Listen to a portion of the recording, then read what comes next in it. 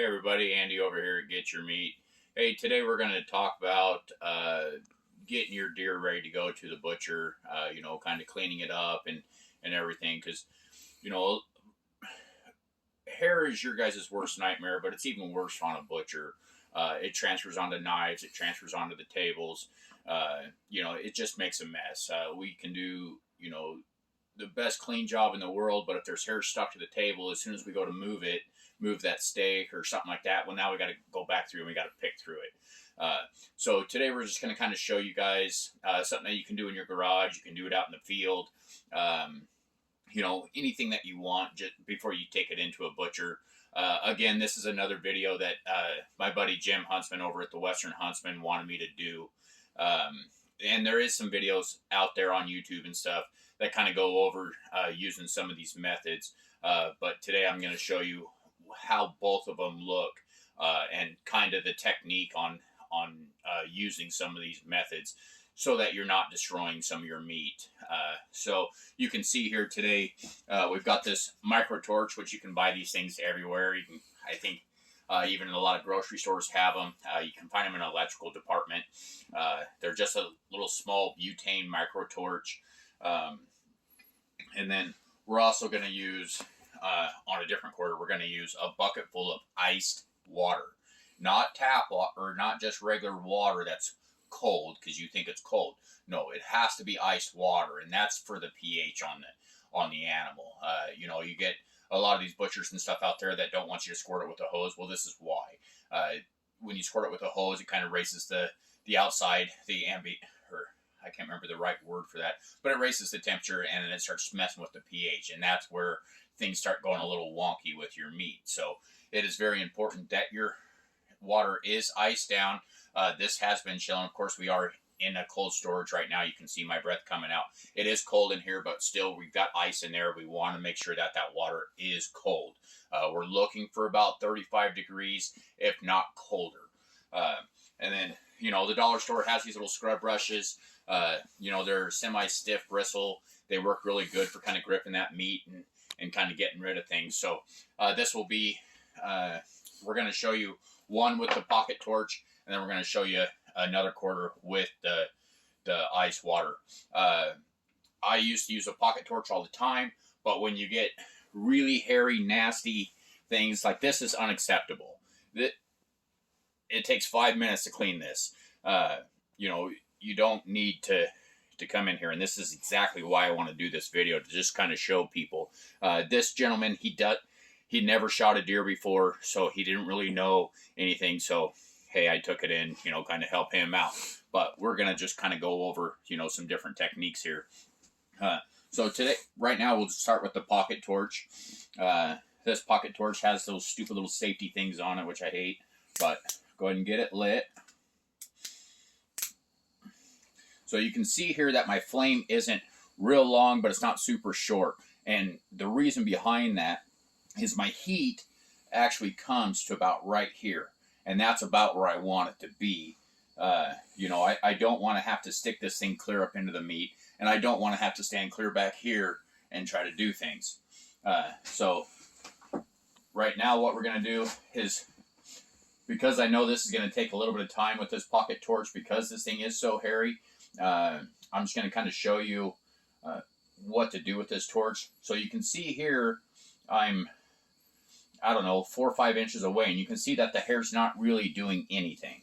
So then I'm going to slowly work my way into it. Hey, I'm starting to hear some crackles. Then that's what I want to hear.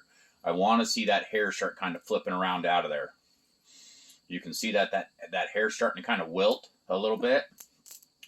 So you don't want to just continually work the same spot. You want to kind of get around, get some of that stuff cleaned up out of there. Take a white cotton glove, something like that, to kind of push that stuff around a little bit. Your white cotton glove will pick up a lot of hair if you can't tell, but you're not destroying the meat, and that's the big step that you want to do. Now this torch won't pop all these hairs off of here, but it will pop a good majority of them off. And once they break free from there, just take that glove. Sorry, he didn't leave his Achilles tendon on there. Pro tip number 1, when you're taking your stuff into a butcher, leave the Achilles tendon on. That's what we hang it from. Not, we've got to do something like this. It makes it a pain to try to cut up while it's hanging here. You can see on this elk here, he left his Achilles on here. I have somewhere to hook the other front shoulder to. Plus, I can cut it right here on the hook, which is what we like to do, or we throw it up on the table. But, so you can see now, I'm starting to kind of move some of that hair around, and you can see that a lot of this hair is starting to pop, and the ones that aren't popping are just kind of wilting. Well, then you take your glove, just kind of clean that up. Now, as a butcher, we don't care if you get all of it off there. What we want is we want the majority of this off. It doesn't have to be completely spotless, but the better you can clean it, hey, the less waste you're going to have of initially, because you take it into some of these shops, they're not even going to mess with it. They're going to cut it off, and they're going to cut it off hanging up like this so that it never touches the table. Why? Because it transfers onto everything, and it's a nightmare. So we're going to go ahead. I'm going to clean this up. And I'm going to show you the after, what we're kind of looking for. Good. All right. So we went through and we kind of hit this with the torch a little bit. And I remember Jim actually had asked me, you know, what would happen if you, or maybe I was talking about it.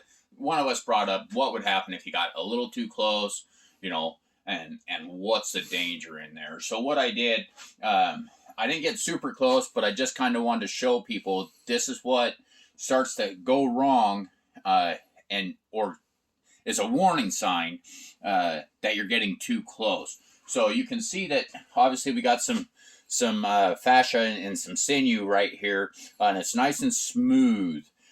So all the way through this, we got nice and smooth, but then over here, you can see like it's kind of wilted and started to kind of flex up a little bit. So that's your warning sign. Hey, you're starting to get too close with the torch. Now this was just barely getting in, you know, just real quick. I just went like this just to kind of show you, because I'm not trying to cook anything. We're not trying to cook it. We're just trying to clean it. But you know, if you bring in a piece of meat that looks like this, hey, that's something we can deal with. You know, this little bit of hair and stuff like that, it's still going to transfer, but it's not going to be as bad as, you know, just having hair and dirt everywhere. So this is one method. And one thing I don't quite remember if I did say on the beginning part of this, when you are going across here, you know, you'll always want to keep this torch moving. You know, if you need to do circles because you got a big clump or something like that, but you never want to focus into one spot. You want to be here, then you want to kind of come over to here, then you want to go back to there, then you want to kind of skip over here. And the reason behind that is because anytime you would, you know, introduce the heat here, you're going to start getting to where the fascia and everything starts to kind of tighten up, you know, kind of like what we did down here. And we're trying to stay away from that because we want the meat to be relaxed. We don't want that meat, you know, anytime you stick meat under high heat or anything like that, it goes, sucks up tight. Well, the purpose behind hanging and stuff like that is to get that blood out, get all that meat to relax. We want the meat to relax. It's going to make for better table fare. So when you're using this torch, make sure that you're skipping around. You know, even if you've got a big clump of hair somewhere, you want to hit it and forget it for a little bit, come to another spot, go back to it. Same thing, back and forth, back and forth. So that's about as clean on this one that I'm going to be able to get with a pocket torch without completely destroying everything. On the next piece, we will do the water bath or the ice water bucket. So we're going to go ahead. I'm going to move this one. I'll grab another hairy quarter because he's got 2 deer and they're pretty hairy. So stay tuned. And good. All right. So here's the next quarter of this. You can see that it's pretty gnarly. In my shop, this is about as hairy as we're going to take it before we reject it. And the only reason I did take it is because this is part of our CWD slot, which we already have to do. We have to strip everything down and everything after we're done with CWD animals. But in my shop, if you come in here and it's got a lot of dirt or debris or hair or something like that, you're going to get hit with a cleaning charge. I have to go through, we have to clean all these before I want to stick them on my table, because I don't want to sit there and scrub my table down every time I move a piece of meat. That is just not worth my while. So I'm going to stand here and I'm going to clean it all just like we are right now. But on this one, we're going to go ahead and we're going to do the water in the scrub brush. So we'll go ahead and get the ice water up here. Now, gravity is your buddy. So we're going to start high and we're going to work down.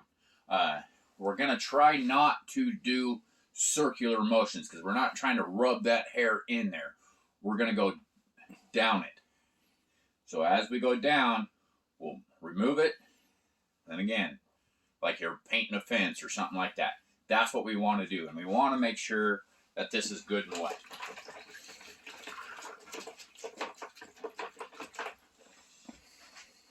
From the top.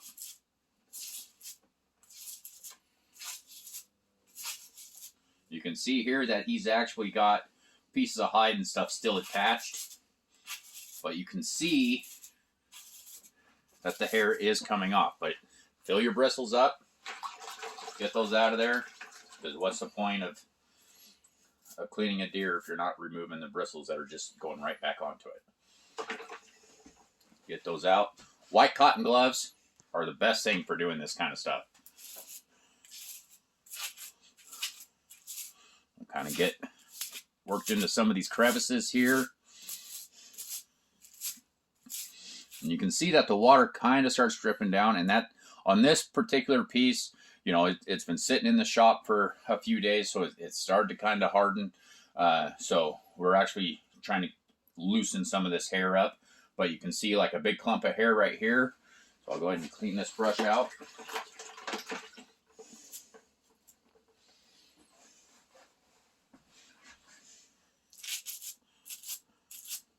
Shit looks like it's still attached into the hide here. Yeah, it's still actually a part of it. But we'll get that worked down. And then we'll go through, kind of clean it up. If you do get these pieces that are still attached, sometimes you can get a hold of them and kind of take off that outer layer and pull them off of there.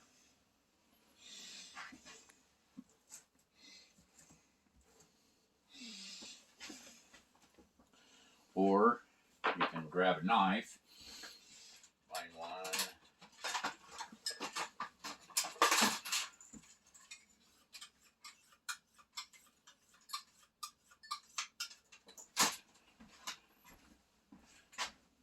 Grab a knife, and with the tip of your knife, well, let's go up here. Tip of your knife, just kind of get under it. We don't want to take off as much sinew as we can because we actually want to leave that for the butcher to take off. We don't want to expose that meat, but here it's a big clump of hair, which we want gone. So we're going to go ahead, kind of get that pulled free with the base. I know you guys can't really see, but the midsection of your knife, go ahead and just remove that one piece. We try when you do skin, if you're getting a lot of these clumps of hair, before you take it into a butcher, you can get away with it. Right now, we are cutting this today, so it doesn't really matter, but try to get all the skin off that you can, because obviously, well, I think that's pretty obvious. But we're going to go ahead, we're going to pause the video. I'm going to go ahead and clean this up using the scrub brush, no more knife, and then we will show you the two different methods, I guess, back to back. So go ahead. And good. All right, so we went through, only took me about 5 minutes or so.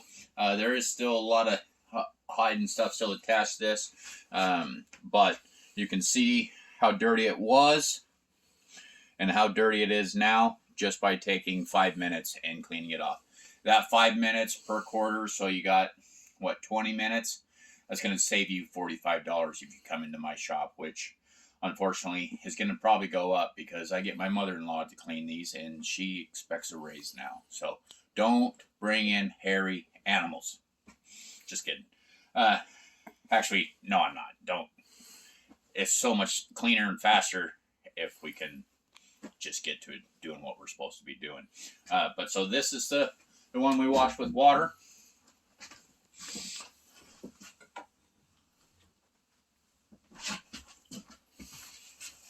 And this is the one that we did with the torch.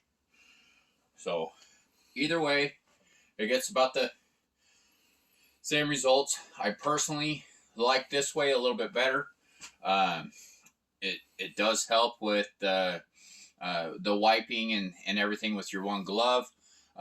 Not to mention, as long as you're using the cold water, you don't have to worry about getting your meat warm or screwing up that fascia or sinew. So if you guys have any questions or anything, feel free to reach out. Give me a phone call. Numbers on my website. It's Get Your Meat at something business site. I don't really even know the business site for the business, whatever the website. But yeah, just feel free to reach out. Send me some pictures, whatever, and I'll see if I can't help you walk through it. Thanks for watching.